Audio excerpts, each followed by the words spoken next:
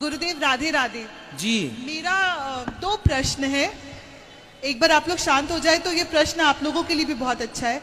अभी इन्होंने राम राज्य के बारे में बात करा, राजा राम के बारे में आपने बोला, अयोध्या के बारे में बोला। मेरा एक सिंपल सा क्वेश्चन है, राजा राम को हम लोग मर्यादा पुरुषोत्तम बोलते हैं, जो पुरुषों में उत्तम। मेरे हिसाब से वो एक बहुत अच्छे बेटे थे। माता कैकेयी ने बोला 14 साल का वनवास चले जाओ, चले गए। भरत को राजगद्दी दे दो, उन्होंने स्वीकृति दे दी।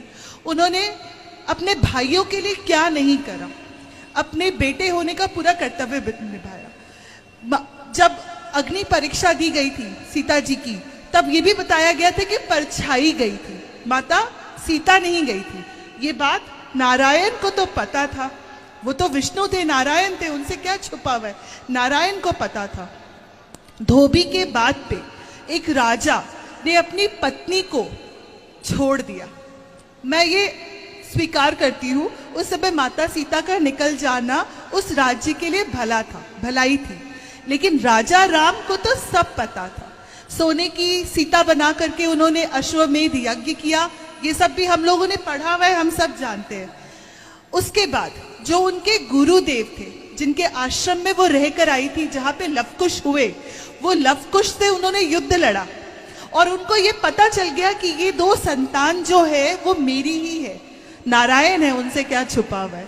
तो जब नारायण को सब पता है, नारायण सब जानते हैं, हनुमान जी साक्षात वहां पे, लक्ष्मण, भरत, शत्रुघ्न सब जानते हैं। उन्होंने आके अयोध्या में राम लीला, राम राज्य, सबका पूरा संपूर्ण व्यथा पूरा सुनाया।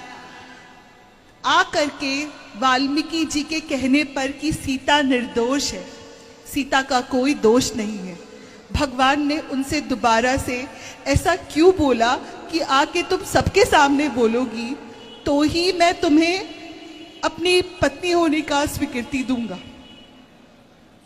आई एम सॉरी, मुझे सीता जी से बहुत मोहब्बत है, इसलिए थोड़ा सा लड़की हूं ना तो इमोशनल हो जाती हूँ उस फ्रंट पे। तो उत्तर दे दें आपके प्रश्न का? हाँ प्लीज।